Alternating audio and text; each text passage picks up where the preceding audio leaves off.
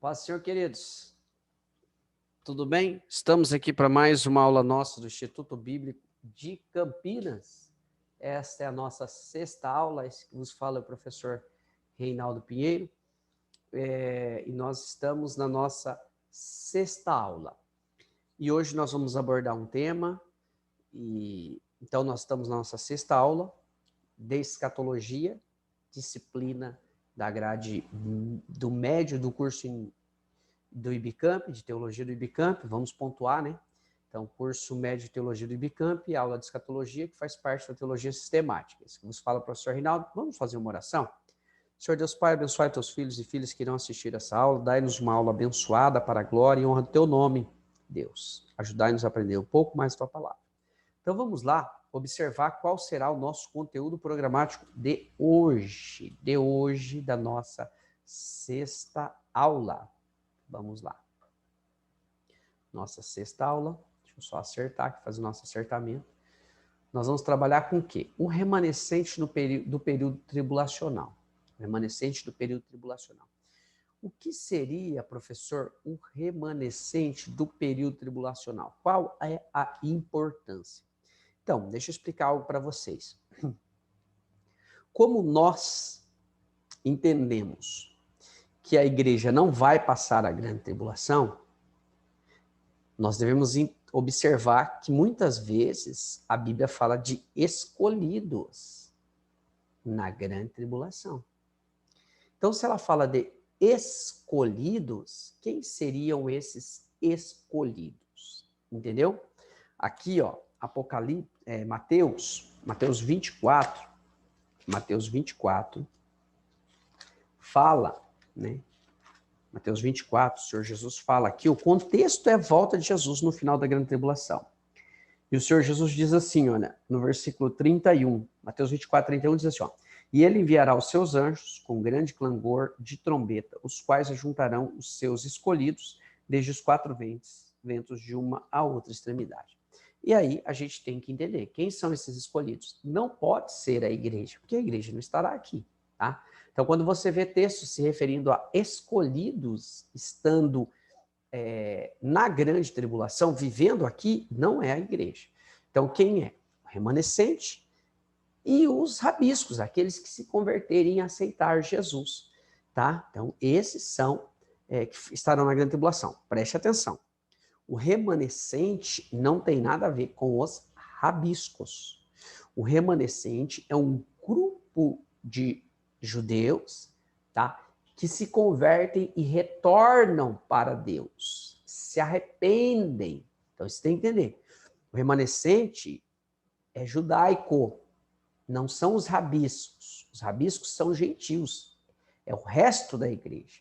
E o remanescente é judaico, são judeus que retornam para Cristo, reconhecendo o Senhor Jesus como o Messias que eles haviam rejeitado. Então, são coisas distintas. Separe bem. Os gentios que se convertem na grande tribulação continuam fazendo parte da ressurreição da igreja, ainda fazem parte do grupo igreja, porque lembra? A primeira ressurreição da igreja é composta de 3 fases, Cristo, as primícias, tá? Então, Cristo, as primícias, a grande colheita, a igreja, e depois ficam os rabiscos que fazem parte da primeira ressurreição. Mas esses são os deixados para trás. Então, os gentios que se convertem, eles não são remanescentes. Porque o remanescente é o broto, é algo que é um renovo, é algo que brota. Brota da onde? Brota de Israel. Por quê? Porque Israel um dia esteve vivo, morreu, e o remanescente renasce e brota. O gentio não é remanescente, o gentio a vida inteira esteve morto. Essa é a questão. Por que gentio não é remanescente? Porque gentio não teve um período com Deus de vida, agora é que ele está tentando sobreviver espiritualmente. Então, o gentio não é remanescente. O sentido de remanescente é aquela árvore que você corta ela e nasce um brotozinho ali no meio da árvore. Está morto, mas nasce um brotozinho no meio da árvore. Isso é o remanescente, é o broto da árvore cortada. Então, Israel lá, ele foi cortado. Ele foi cortado e a gente vai até enxertado lá. O Paulo usa uma analogia muito interessante. Ele diz assim, ó, fomos cortados, a oliveira foi cortada, a gente foi enxertado ali. A gente, que era uma árvore brava, fomos enxertados ali. O zambujeiro bravo ali, nós fomos enxertados ali na oliveira. Entendeu? Na árvore, na árvore. Então, nós fomos enxertados. O Paulo fala muito bem isso aqui, ó, para a gente ficar esperto, ó. Porque olha o que ele diz aqui, ó. Olha o que ele diz aqui. Romanos 11, Romanos 11, ele coloca assim, ó. Ele fala aqui, ó, versículo 13, ó. Convosco falo, gentios, e quando for apóstolo dos gentios, glorificarei o meu ministério, para ver se de alguma forma provoco ciúmes da minha terra lá, os judeus. Versículo 15, ó. Pois se a sua rejeição dos judeus é a reconciliação do mundo, qual não será a sua admissão, senão a vida dentre os mortos? Então, há essa expectativa da conversão dos judeus. Paulo fala isso, tá? Ele diz assim, ó, e se as primícias são santas, também a massa o é. Se a raiz é santa, também os ramos o são. Se alguns dos ramos foram quebrados, e tu, aqui ele fala, ó, os ramos foram quebrados da árvore lá, e você era o zambujeiro, foste enxertado no lugar deles, e foi feito participante da raiz e da seiva da oliveira, tá? Você era o zambujeiro, tá? O zambujeiro aqui, você era árvore brava, e foi enxertada na oliveira. Alguns ramos foi cortado e você foi lá e foi colocado. Você, de regra, não é natural daí. Quem é natural é eles. E aí, o remanescente é o brotinho que sai de onde foi cortado ali. É um renovo. Então, são parte dos judeus que voltam a Cristo. Aqui eu vou abrir e vou pontuar uma coisa. Judeu não é salvo por ser judeu. Tem gente que acha isso. Não, judeu é salvo por ser judeu. Não. Como não, professor? Se judeu fosse salvo por ser judeu, primeiro argumento meu, João Batista não ia pregar para eles. João Batista começa pregando para quem? Para eles. E como que ele pregava? Arrependei-vos. João Batista pregou arrependimento para os judeus, tá? E ainda chamava os religiosos da sua época de raça de víboras. Se os judeus fossem salvos por ser judeus, João Batista não pregava isso. E ele vai mais longe. Os religiosos chegavam lá e achavam que tinha algum mérito com Deus porque eram judeus. E o João Batista pega uma pedra e diz assim, olha aqui, ó, capítulo 3 de Mateus ali, ó. Ele pega uma pedra e diz assim, ó, vocês acham que vocês são bons só porque vocês são filhos de Abraão? Deus pode pegar dessas pedras e fazer filhos de Abraão, vocês não têm garantia nenhuma. Arrepender-se que o machado já está posto à raiz da árvore. Se vocês não produzirem frutos dignos de arrependimento, não basta ser judeu, vocês vão ser cortados e lançados no fogo. Mateus 3 está isso aqui, ó. Esse texto que eu estou dizendo para vocês está em Mateus 3, só para a gente ler, para você ter como consultar, né? Porque depois você fala, professor, o senhor falou e eu não consegui achar. Então, Mateus 3, olha aqui, ó. Versículo 7, ó. Mas vendo ele muitos dos fariseus, dos saduceus que vinham ao batismo, disse-lhe, raça de víboras, quem vos ensinou a fugir da ira futura? Vocês devem produzir frutos dignos de arrependimento, vocês têm que se arrepender, não basta ser judeus. Aí ele diz aqui, ó, não penseis que basta dizer, temos por pai Abraão, somos judeus e somos salvos, temos o céu garantido. Olha o que ele diz aqui, não, versículo 9, não penseis que basta dizer, temos por pai Abraão. Eu vos digo que dessas pedras Deus pode suscitar filhos de Abraão. E eu vou dar um conselho para vocês. Cuidado, o machado já está posto à árvore e toda árvore que não produz frutos será cortada, lançada no fogo. O que ele está querendo dizer? Salvação individual. Se arrependa.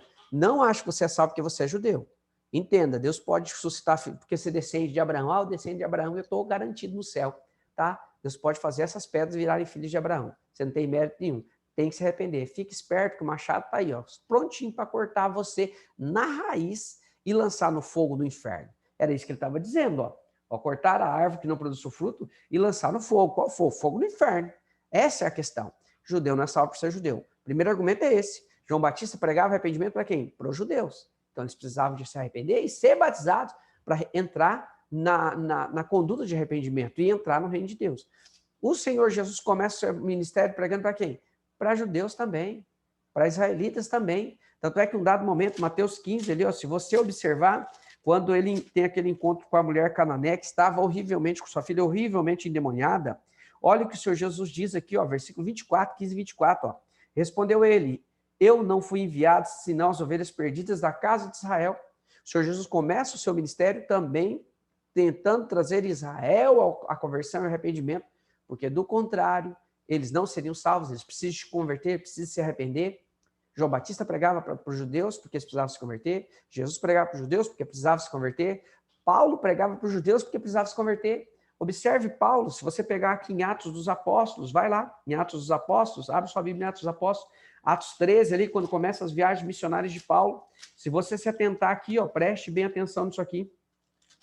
Paulo começava, quando ele chegava à cidade, onde ele começava a sua mensagem? Nas sinagogas, sabendo que ele ia achar quem ali? Judeus. Tá? Se judeus não precisassem ser salvos, Paulo não ia pregar na sinagoga, ele ia lá só no Areópago, só nos templos pagãos, na porta dos templos pagãos pregar. Por que ele pregava para os judeus? Porque os judeus precisavam se converter, precisavam arrepender e reconhecer Cristo como Salvador. Olha o que diz aqui, ó, capítulo 13 de Atos dos Apóstolos, diz assim, ó, eles, saindo de Pérgamo, chegaram a Antioquia da Pisídia, entrando na sinagoga. Paulo entra na sinagoga para pregar. Aqui você vai ver uma mensagem enorme de Paulo. Capítulo 14, em Icônio, entraram juntos na sinagoga. Novamente, Paulo prega na sinagoga. Se você continuar seguindo aqui, ó, você vai ver mais de uma vez Paulo entrando na sinagoga. Capítulo 16, não. Capítulo 17, não. Mas olha aqui. Capítulo 17, aqui, ó. Tendo passado por Anfípolis e Apolônia, chegaram a Tessalônica, onde havia uma sinagoga dos judeus, e Paulo vai lá pregar para eles. Deixa eu só minimizar isso aqui. Uma sinagoga dos judeus, e Paulo vai lá pregar para eles. Se você observar aqui, 17 também, de sorte, 17, sorte discutia nas sinagogas, novamente sinagoga. Capítulo 18, em Corinto, também, ó. Depois disso, Paulo partiu para Atenas e chegou a Corinto. Versículo 4, todos os sábados discutia onde? Na sinagoga. Então, Paulo pregava na sinagoga tentando fazer o quê? Judeus se converterem e aceitar o Senhor Jesus. O que eu entendo com isso, professor? Judeu não é salvo por ser judeu. João Batista chamou eles ao arrependimento. O Senhor Jesus começa o ministério tentando levá-los ao arrependimento. Paulo continua pregando para eles, tentando levar eles ao arrependimento. E ele é bem taxativo nesse texto de Romanos aqui, ó.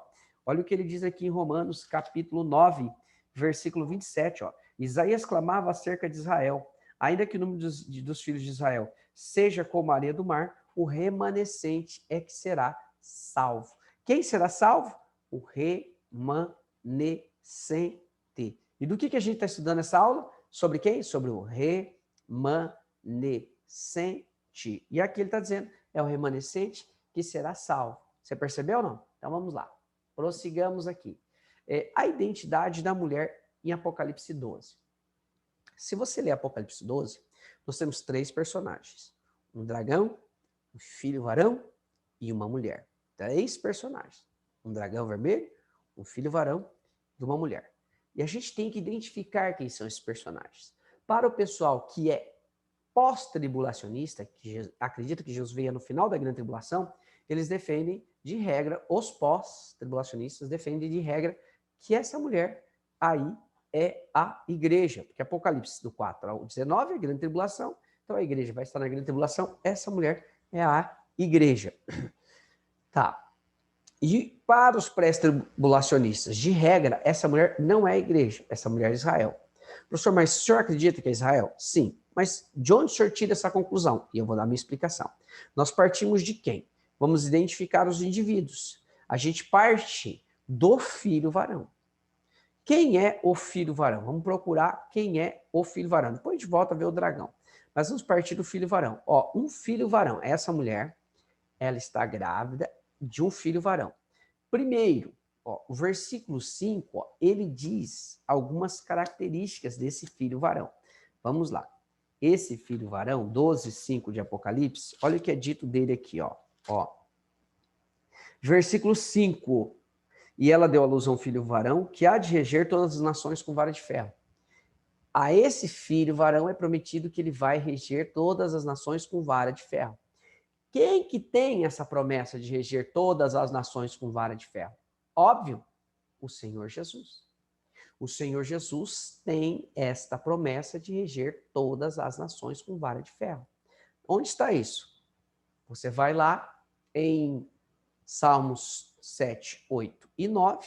Além disso, você pode ir em Salmos, sim. Mas tem outro texto, professor? Tem outro texto. Minha câmera deu um pause aqui. Isso, vamos lá. Tem outro texto, professor? Tem outro texto. Vamos lá em Atos dos Apóstolos 12, 32 e 33. Atos dos Apóstolos 12, 32 e 33. 12, 32 e 33. Olha aqui. Paulo está falando sobre o Senhor Jesus. Ó. E nós vos anunciamos que a promessa feita aos pais, Deus a cumpriu a nós, seus filhos, ressuscitando a Jesus, como também está escrito no Salmo 2. Tu és meu filho, hoje te gerei. E que eu ressuscitaria dos mortos, para nunca mais tornar na corrupção. Disse assim, ó, santos e fiéis são as bênçãos de Davi, que eu darei. Pelo que também outro salmo diz, ó, não permitirá que teus salmos veja corrupção. Veja, tu és meu filho, hoje te gerei. Está falando do Senhor Jesus como filho de Deus.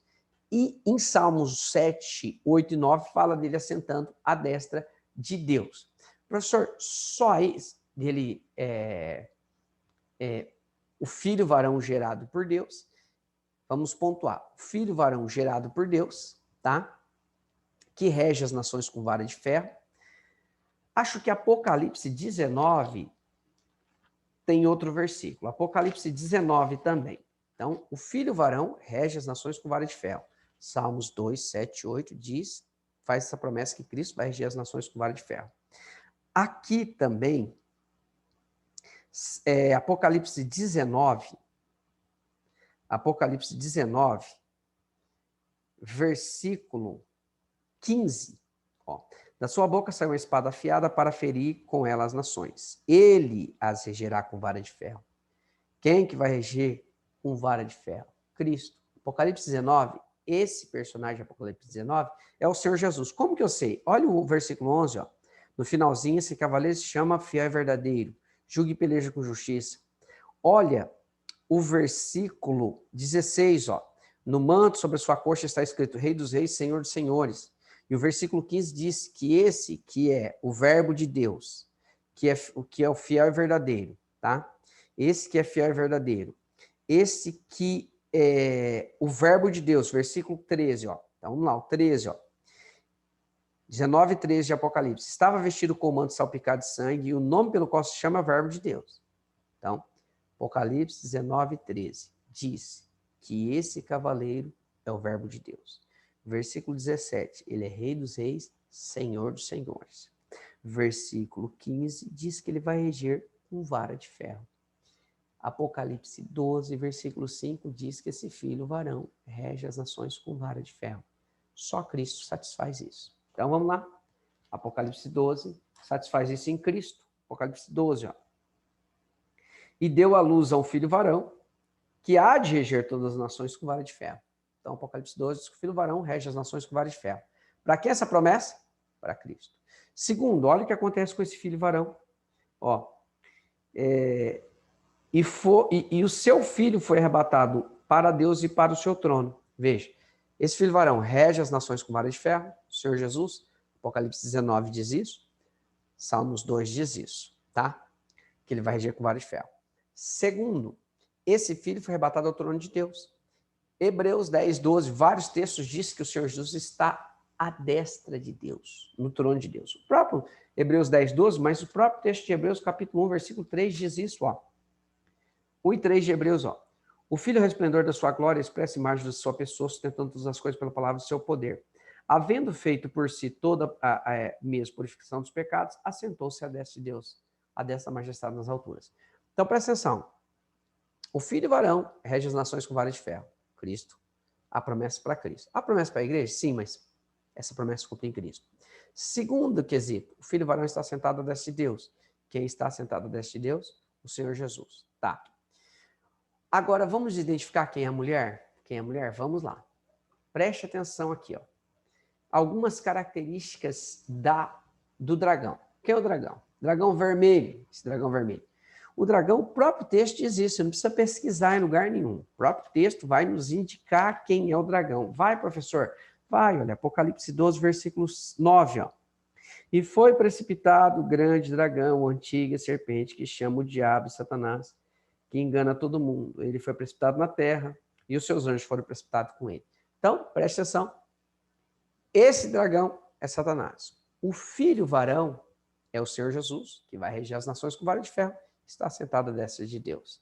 Professor, mas tem outro detalhe ainda que nos indica que esse filho varão é o Senhor Jesus? Sim. Tem.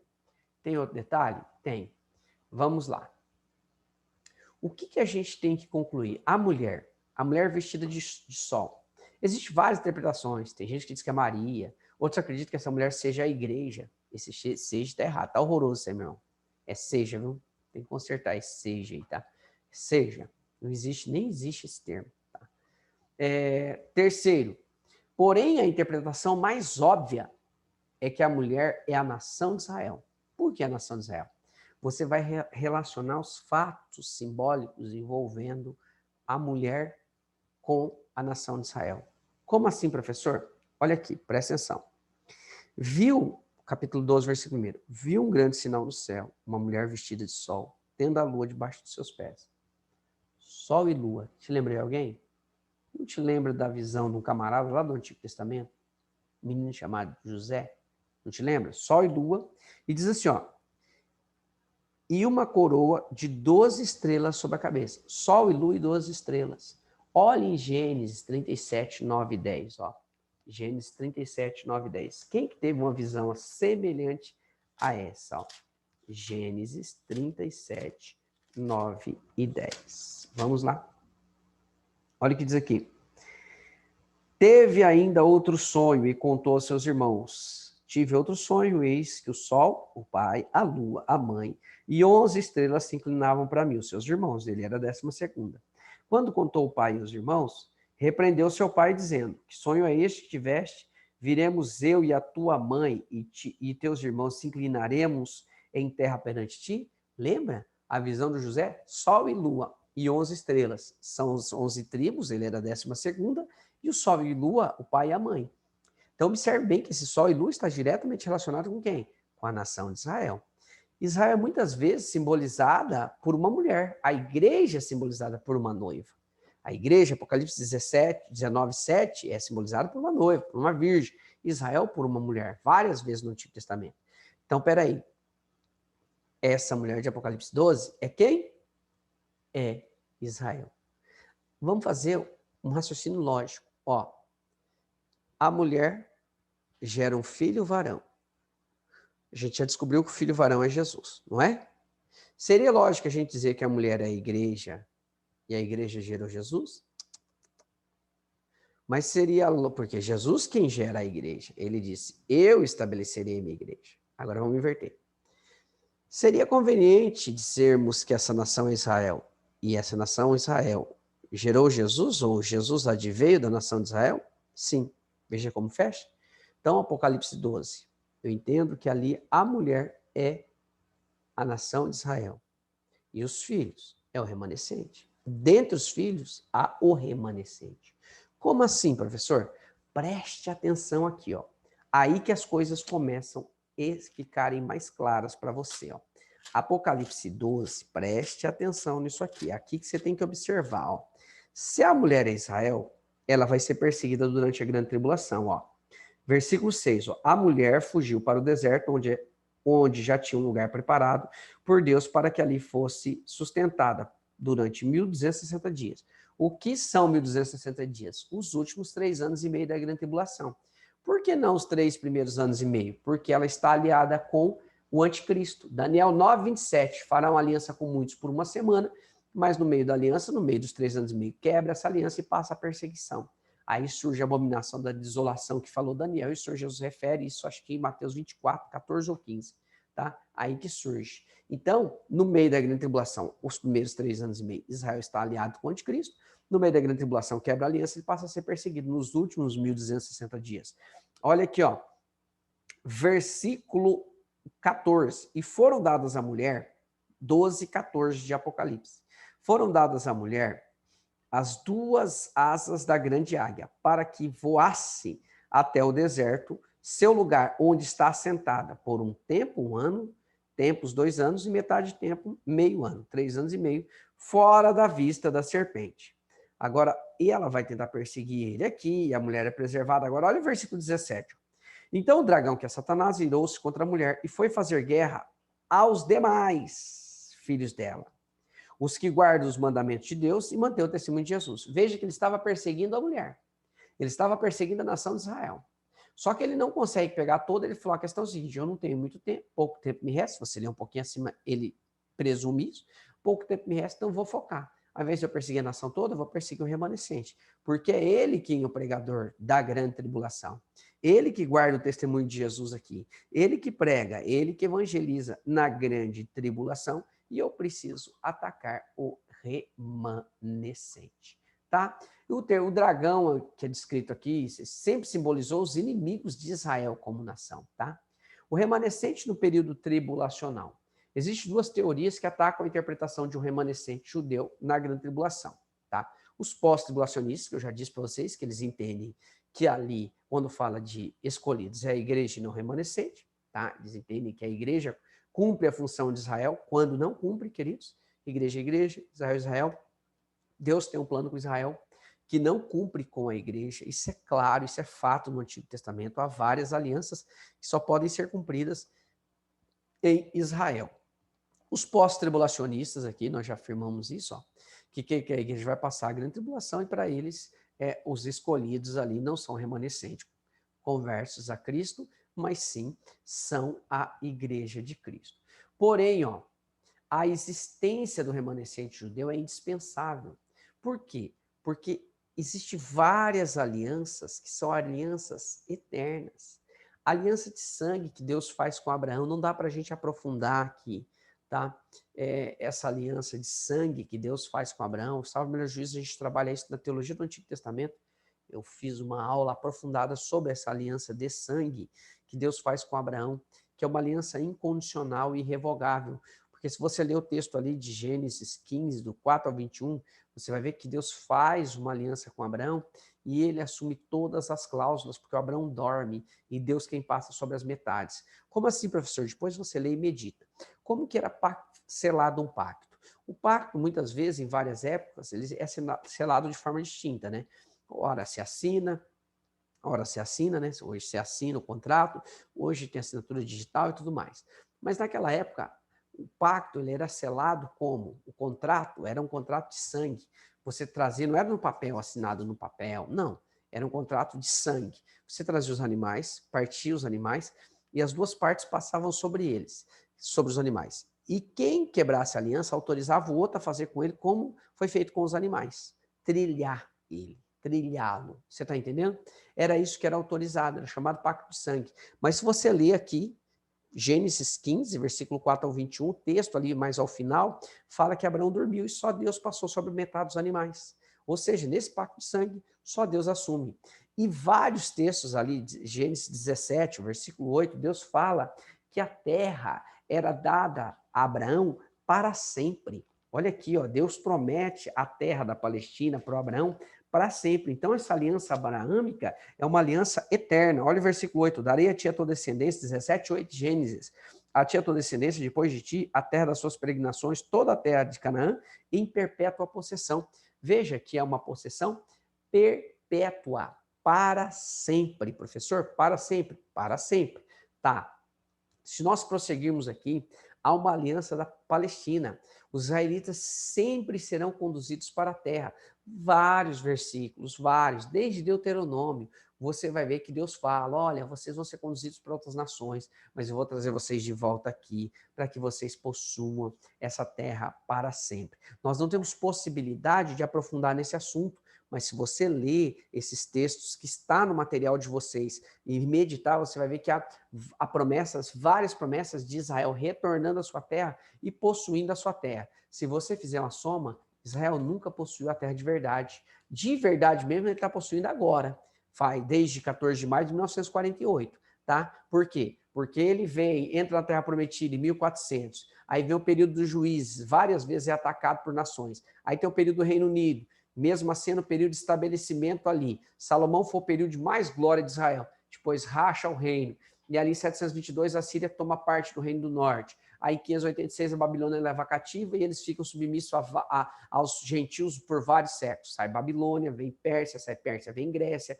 No meio do domínio grego, eles têm os 100 anos de independência dos macabeus, cai sobre o domínio romano. E aí, meu irmão, depois que os romanos perdem aqui o seu domínio lá no Oriente, para a Turquia em 1453, a terra de Israel antes, a terra de Israel naquela região ali, mesmo os romanos estando lá no Oriente, a terra de Israel naquele trecho ali, que os romanos não tinham como impor ali, ela cai na mão de árabes, cai na mão até de cruzados cristãos, volta para a mão de árabes de novo, depois cai na mão da Turquia, depois da Primeira Guerra Mundial cai sob domínio europeu, mandato britânico, agora em 1948 que Israel volta a ter um domínio um pouco mais firme sobre a terra.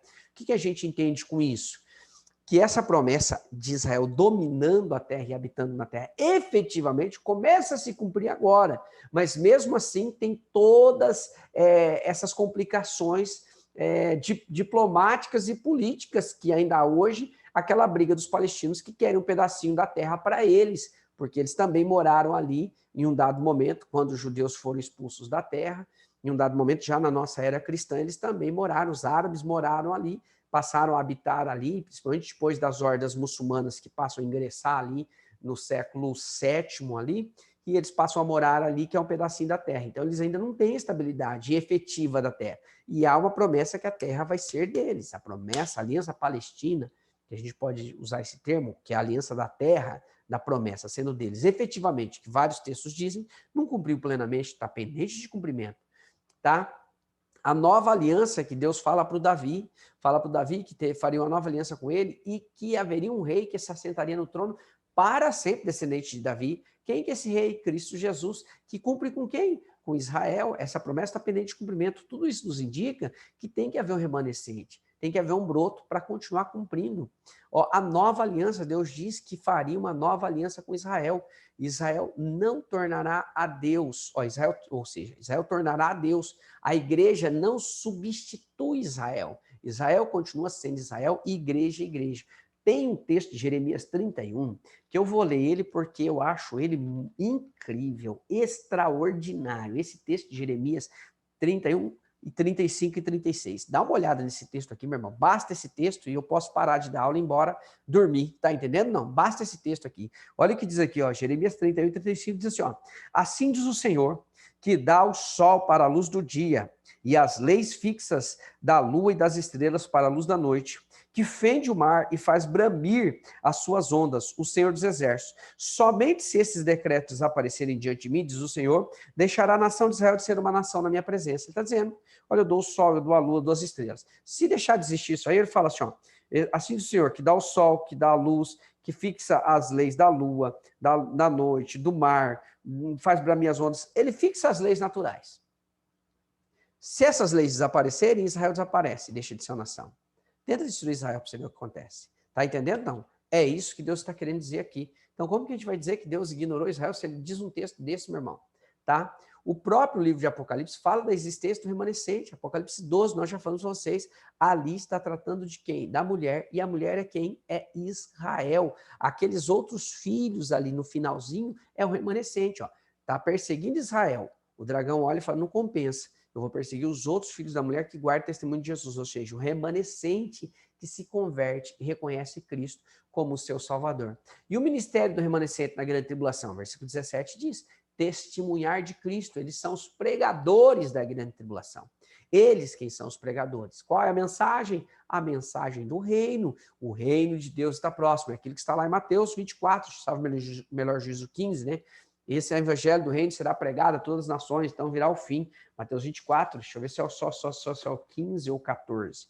Deixa eu dar uma olhadinha aqui só para complementar o seu raciocínio aí. Mateus 24 é o 14. Esse evangelho do reino será pregado pregado em todo mundo, em testemunho de todas as nações. O evangelho do reino é o evangelho pregado pelo remanescente. O reino de Deus está próximo e arrependei-vos. O ministério do remanescente também é caracterizado por quem? Os 144 mil fazem parte do remanescente.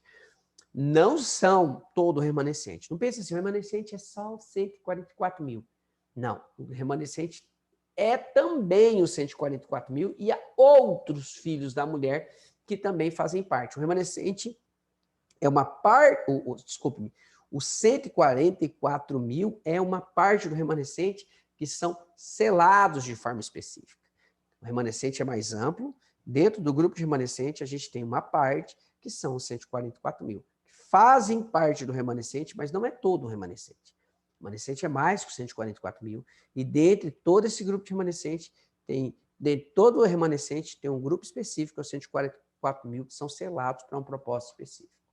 Tá? O ministério do remanescente aqui na grande tribulação, como nos é dito, a todo Israel será salvo, mas esse todo Israel é entre aspas, tá bom? Que nós já falamos que esse todo Israel é o remanescente. O destino do remanescente, por estar ligado ao trono, subentende-se que eles reinarão com Cristo durante o milênio. Assim pomos fim à nossa segunda aula, a nossa sexta aula. Que Deus abençoe a sua vida, que Deus abençoe o seu dia, que Deus abençoe o seu ministério. Fique na paz do Senhor Jesus.